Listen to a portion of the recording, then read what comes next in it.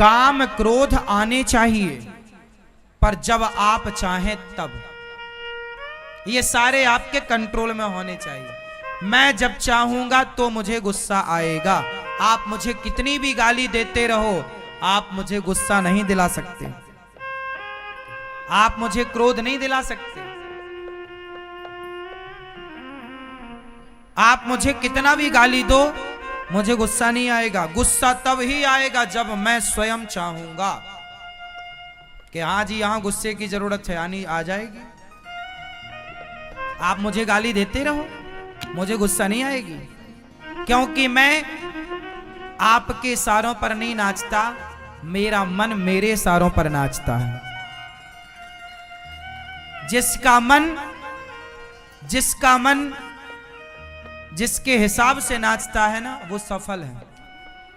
आपका कंट्रोल आपके बेटे पर बाद में बने, आपका कंट्रोल आपकी पत्नी पर, परिवार पर बाद में बने, पर आपका कंट्रोल आपके मन पर पहले होना चाहिए। यदि है तब तो आप जितेंद्रिय हैं। हमारा देश, हम किसी राजा महाराजा को जीतने पर विश्वास नहीं करते, हम किसी राजा को नहीं जीतना चाहते। हम भारतीय हैं, हम अपने मन को जीतना चाहते हैं। पूछो उन राजाओं से जिन्होंने सैकड़ों राजाओं को जीता, पूछो उन राजाओं से कि क्या तुमने सैकड़ों राजाओं को जीत कर भी क्या तुमने अपने मन को जीता? और मन को नहीं जीता तो सैकड़ों राजाओं को जीत कर भी आप दुखी ही रहेंगे। सुखी व्यक्ति तब होगा जब अपने मन को जीतेगा। इस संसार में सुखी वही हो सकता है जिसने अपने मन को जीता हो। और जीतना मतलब कंट्रोल। जब आप चाहेंगे तब क्रोध आएगा, जरूरत पड़ने पर लोभ आएगा, वरना लोभ नहीं। 1 करोड़ रुपया किसी का पड़ा हो, मैं कभी उस पड़े हुए पैसे की ओर, पड़ा हुआ सोना हो, कुछ भी मैं कभी देखता नहीं। उठाने की तो छोड़ो, देखता भी नहीं। जो मेरी कमाई का है, मेहनत का है, वो 1 रुपए क्यों ना हो, वो मेरे लिए बड़ा है। पर व्यर्थ का करोड़ों पड़ा हो, मेरे लिए माटी है। लोभ हो, अपने पैसे का हो, अपने मेहनत के पैसे का लोभ हो, भाई ये मेरा है, मेरी मेहनत का है, ये मेरा है। लेकिन आपका पड़ा है 1 करोड़ रुपया, मुझे मतलब नहीं। लोभ होना चाहिए, अपने का लोभ रखो ना। कंट्रोल मन होगा, कंट्रोल में मन होगा तो ये स्थितियां उत्पन्न होंगी।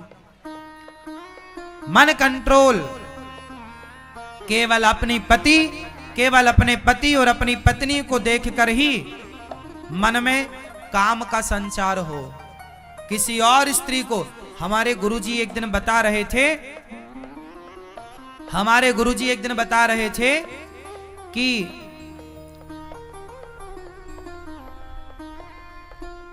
दुष्यंत एक राजा हुए हैं।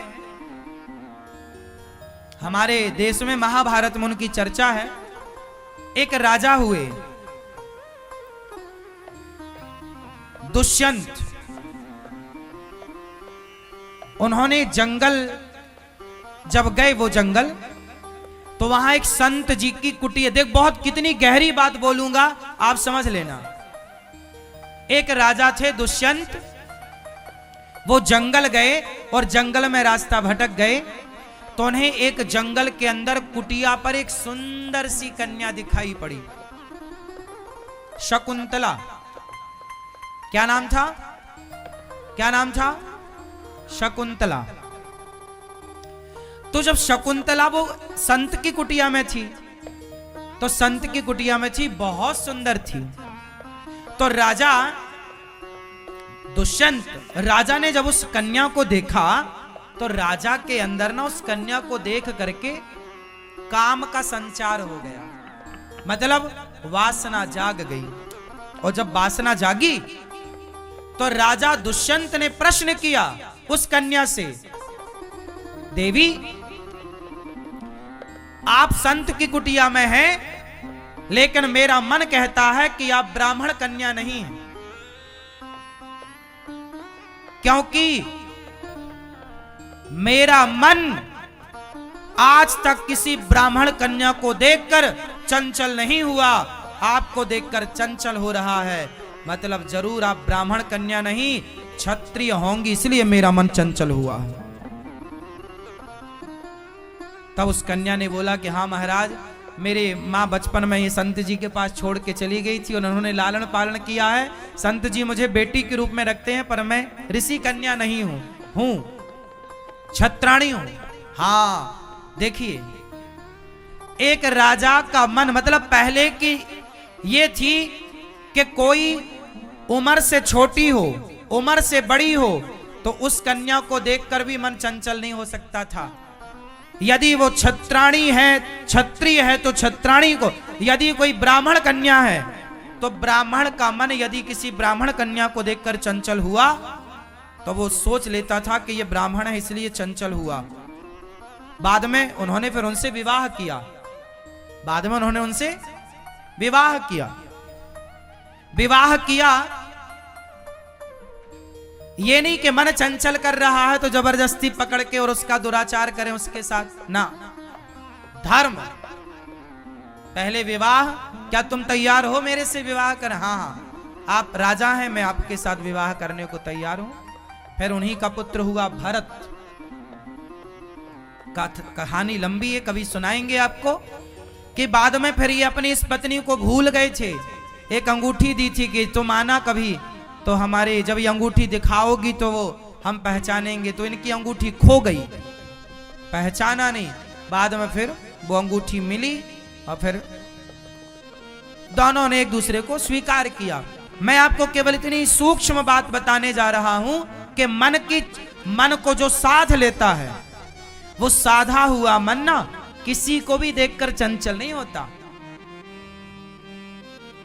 इसलिए आज 99.99 लोग ऐसे हैं जो अपने मन से कभी बात करते ही नहीं है, जो कभी अपने मन को सही गाइड करते ही नहीं है, जो कभी अपने मन को सही दिशा देते ही नहीं है, जो कभी अपने मन को समझाते ही नहीं है, जो कभी अपने मन को डांटते ही नहीं। तुलसीदास जी डांट रहे हैं, रे मन तू सत्संग कर, छोड़ जगत की रीत, अंत समय पछताएगा जब आयु जाएगी बीत। आप लोगों ने गलतियां ये की कि कभी अपने मन से बात नहीं की, कभी अपने आप से बात नहीं की। मन को कंट्रोल कैसे करेंगे आप? कोई काम किया उसके लिए? भाई घर बनवाओगे ना तो पैसा जोड़ना पड़ेगा, रोटी बनाओगे ना तो आटा किसी के घर में आटा गूथा जा रहा है, समझ लो रोटी बनने की तैयारी है। सब्जी काटी जा रही है, मतलब भोजन बनने की तैयारी है। हाँ, अब आप ये बताओ कि आपने मन को कंट्रोल करने की कौन कौन सी तैयारियां करी हैं? बताओ जरा अपनी तैयारी, क्या क्या आपने अपना वर्क किया है मन को वश में करने का? क्या क्या काम किया, कहां से स्टार्ट किया, अभी तक कितना काम हो चुका, हिसाब दो। कुछ नहीं हुआ। जैसा 10 साल पहले मन भटक रहा था ऐसे 10 साल बाद भटक रहा है, जैसे 2015 में भटक रहा था ऐसे 2025 में 24 में भटक रहा है, ऐसे ही 2030 में भटकता रहेगा। ऐसे ही भटकता भटकता फिर मर जाएगा, आप मर जाओगे। लो, सारी जिंदगी तुम्हारा मन भटकता ही रहा, तुम जवानी से बुढ़ापा, आज मरने की स्थिति में बहुत लोग हैं और फिर भी तुम्हारा मन चंचल। तो मेरा सवाल यह है, कितनी सारी उम्र पाकर आप लोगों ने कितना मन को संभाला, क्या काम किया आप लोगों ने? केवल बच्चे पैदा करने में लगे रहे तो बच्चे तो तुमसे ज्यादा सुअर भी पैदा कर लेते हैं। धन ही जोड़ने में लगे रहे तो धन तो वैश्या तुमसे ज्यादा जोड़ लेती है। घर ही बनवाने में लगे रहे तो तुमसे बेहतर घर तो चिड़िया घोंसला बढ़िया वाटर प्रूफ बनाती है। भाई तुमने इतने समय तक किया क्या? आज तुम्हारी उम्र 80 साल को होने को आई, 70 साल होने को आई, 60 साल होने को आई। बताओ तुमने मन पर कितना वर्क किया, काम किया, कितना साधा अपने मन को? केवल खाया, सोया और बच्चे पैदा किए। खाना, सोना, बच्चे, और समय मिला तो प्रपंच, उसका ऐसा, उसका ऐसा, इसका वैसा। ये समय आपका गुजर रहा है। मेरी माँ हम जो बातें कह रहे हैं वो आपके समझ से भी परे हैं, शायद आप में से कोई समझा हो। मन को साधने के लिए आपको समय निकालना पड़ेगा, अपने मन से आपको बात करनी पड़ेगी, अपने मन को आपको समझाना पड़ेगा। जैसे किसी को शुगर की बीमारी है तो उसे समझाना पड़ता है ना कि अब शक्कर नहीं खाना, अब चाय नहीं पीना, अब रबड़ी नहीं खाना, खाओगे तो शुगर बढ़ जाएगी, मर सकते हैं। समझाता है ना वो, अब नहीं करना, मीठे से दोस्ती, क्यों जी? समझाएगा मन को तो बचेगा, वरना मर जाएगा। ऐसा ही है, एक जगह आपने मन को समझाया, अभी बहुत सारा मन को समझाना बाकी है। तो आज से कितने लोग अपने मन से बात करेंगे? क्या बात करोगे? क्या बात करोगे आप बैठे बैठे? हाँ? मन को कैसे भगवान में लगाया जाए? चलो रीढ़ की हड्डी सीधी करो, पालथी मार के मस्त बैठो। आज तुम्हारे मन से कुछ काम करा ही लेते हैं। चलो देखो मन से किस तरह काम कराना है और किस तरह मन को लगाना पड़ता है। जो आप लोग चिल्लाते हैं ना, महाराज जी हमारा मन नहीं लगता, मन नहीं लगता तो 2 थप्पड़ मारो मन को, तुम्हारा ही तो मन है, 2 अपने गाल में मारो। काहे नहीं लगता? क्यों नहीं लगता? ये तुम्हारी कमी है। मीराबाई तो नहीं बोलती थी कि मेरा मन नहीं लग रहा है। लग रहा, लगता है। कैसे लगेगा? थोड़ा आप लोग अपने घर में बैठा करो और प्रभु का ध्यान किया। ध्यान बहुत जरूरी है। मन को बस में करने का एकमात्र उपाय है सत्संग। कथाएं सुनो और ध्यान करो। कथाओं में ही हम ध्यान करना सिखाएंगे, इसलिए कथाएं सुना करो। रोज साधना चैनल पर 3 बजे से 6 बजे तक कथा सुना करो। चलो आंखें बंद करो, सभी लोग अपनी आंखें बंद करेंगे और एक छोटा सा ध्यान करेंगे भगवान का। जैसा मैं कहूंगा मन को, अब पूरा काम मन से करना है। आप जहां हो आप तो वहीं रहना। अब मन से चलते हैं। मैया तुम्हारे गटा बंद नहीं हो रहे हैं, थोड़ा बंद कर लो मेरी मां, आंखें बंद करो। और अब मन से पूरा काम करना है। सभी लोग ऐसी कल्पना करो, ऐसा इमेजिन करो, ऐसा भाव बनाओ कि हम गिरिराज जी की परिक्रमा लगा रहे। चलो सब लोग चलो गिरिराज जी मन से। शरीर तो जहां है वहीं रहेगा, मन से काम कराना है। चलो सब लोग गिरिराज, ऐसा भाव बनाओ सब लोग कि हम गिरिराज जी की परिक्रमा लगा रहे हैं। हम गिरिराज जी का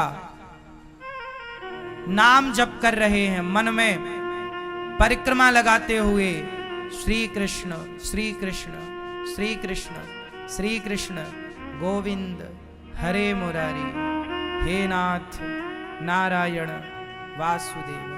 हम कीर्तन कर रहे हैं। ऐसा भाव बनाओ कि हम गिरिराज जी की परिक्रमा लगा रहे हैं और कीर्तन कर रहे हैं। मन में कृष्ण को ही जप रहे हैं, उनको ही याद कर रहे हैं।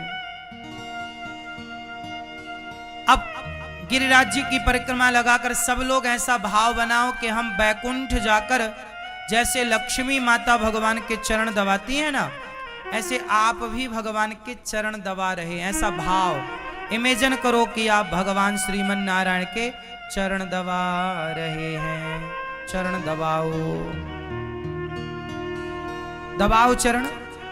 ऐसा भाव बनाइए कि आप भगवान के चरण सेवा कर रहे हैं। भाव, चरण दबाइए, भगवान की सेवा कीजिए और मन में कीर्तन चलता रहे, श्रीमन नारायण श्रीमन नारायण श्रीमन नारायण।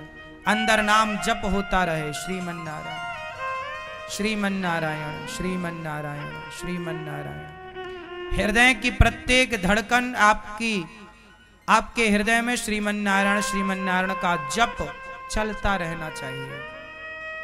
अब सभी लोग ऐसा भाव बनाओ कि हम सब अयोध्या जी गए हैं और सरयू स्नान कर रहे हैं अयोध्या जी में। सब लोग चलो नहाओ सरयू जी, भाव से इमेजिन करो कि हम नहा रहे हैं सरयू। फिर साफ सुथरे कपड़े पहनकर अब रामलला का दर्शन करने जा रहे हैं। सब लोग भाव कि हम रामलला का दर्शन कर रहे हैं। अब ऐसा भाव बनाओ कि हम वृंदावन आकर बिहारी जी का दर्शन करने गए और बिहारी जी की सुंदर सी छवि सामने है। उनके घुंघराले से बाल, मोर का पंख, उनके सुंदर सा उनका स्वरूप, उनके गाल, उनके होंठ, उनके गले में पड़ी हुई माला, सुंदर सा श्रृंगार। अब आप हाथ जोड़ो और भगवान से कुछ कहो। सब लोग हाथ जोड़ के मेरे संग बोलेंगे, बोलिए हे नाथ, हे श्याम सुंदर, हे श्रीमन नारायण, हम पापी हैं, अधम हैं, नीच हैं, दुष्ट हैं। हे नाथ, हम जैसे हैं आपके हैं। हे प्रभु, हमें स्वीकार कीजिए, हमारे अपराधों को क्षमा कीजिए। हे नाथ, हमारे मन की चंचलता को कम कीजिए। हे प्रभु, हमारे मन को अपने श्री चरणों से जोड़ लीजिए। हे नाथ, यह एक पल के लिए आपके चरणों से दूर ना जाए। हे नाथ, मुझे स्वीकार कीजिए, हम पापी हैं, जैसे हैं आपके हैं। हे श्याम सुंदर, हे जगन्नाथ जी, हम करोड़ों जन्मों के पापी हैं। हे श्रीमन नारायण, आपके सिवा हमारा कोई नहीं है। आप ही हमारे माता हो, आप ही हमारी माता हो। हे प्रभु, हे श्रीमन नारायण, आप ही हमारे पिता हो। हे प्रभु, मुझ दासी को, मुझ दास को, मुझ पापात्मा को स्वीकार कीजिए। हे प्रभु, सदा के लिए इस मन मंदिर में आकर बैठिए। हे प्रभु, मेरे इस हृदय से कभी निकलकर ना जाने का वादा करो। हे प्रभु, सदा मन मंदिर में ही रहो। हे नाथ, मैं आपको कभी भूलूं नहीं। हे प्रभु, हम अपने आप को आपके श्री चरणों में समर्पित करते हैं। हे श्रीमन नारायण, ये जो परिवार है, व्यापार है, सब आपका है। हे नाथ, ये सब मेरा है। इस अभिमान से मुझे बचाइए। सदा मेरे अंदर यही भाव हो कि ये सब कुछ आपका है। हे नाथ, हम अपने आप को आपके श्री चरणों में समर्पित करते हैं, हमें स्वीकार कीजिए। श्रीमन नारायण चरणौ शरणम प्रपद्ये, श्रीमते नारायणाय नमः।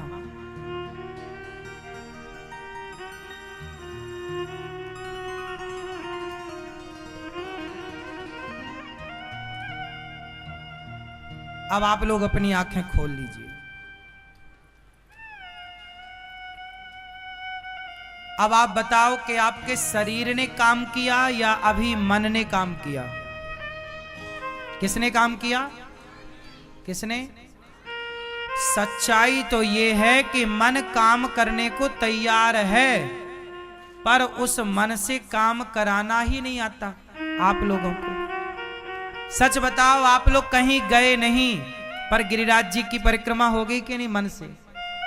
कहीं गए नहीं, पर बैकुंठ जाके पांव दबा के आ गए, जैसे लक्ष्मी जी दबा रही हैं भगवान के। और ये प्रार्थना जो आपने अभी की, ये रोज भगवान से प्रार्थना करो कि प्रभु हम पापी हैं, जैसे हैं आपके हैं, स्वीकार कीजिए। मन को लगाना पड़ेगा। मन कभी नहीं कहेगा कि चलो जी आज पूजा कर लेते हैं। मन को पहले उसका चस्का लगाना पड़ेगा, उसका स्वाद चखाना पड़ेगा, क्योंकि मन हमेशा उसकी तरफ जाता है जिसका स्वाद उसने चखा हो, जिसका स्वाद उसने चखा हो।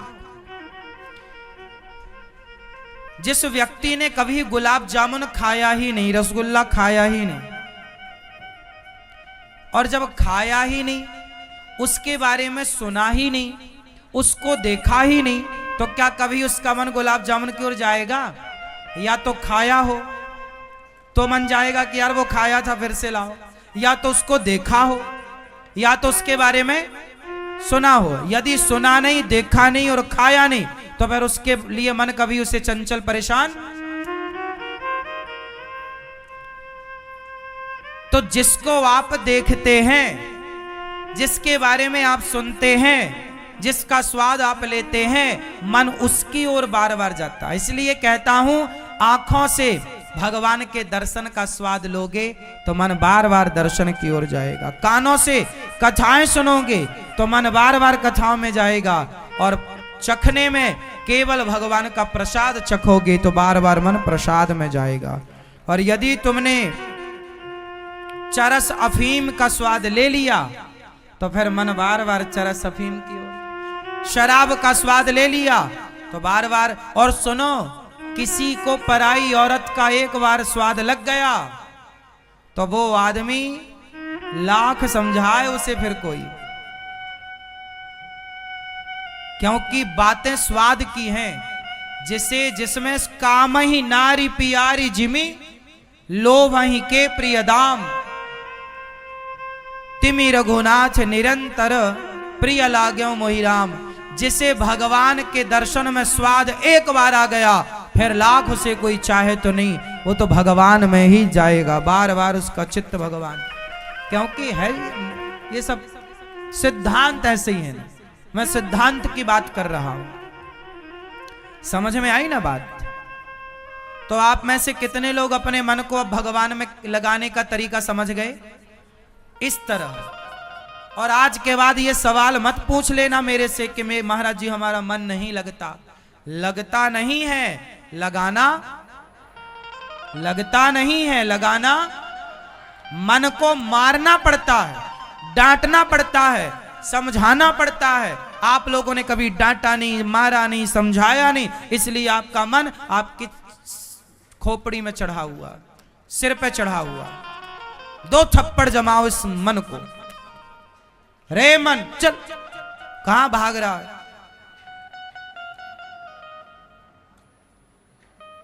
सुनो, चाबी से ताला बंद होता है और चाबी से ही ताला।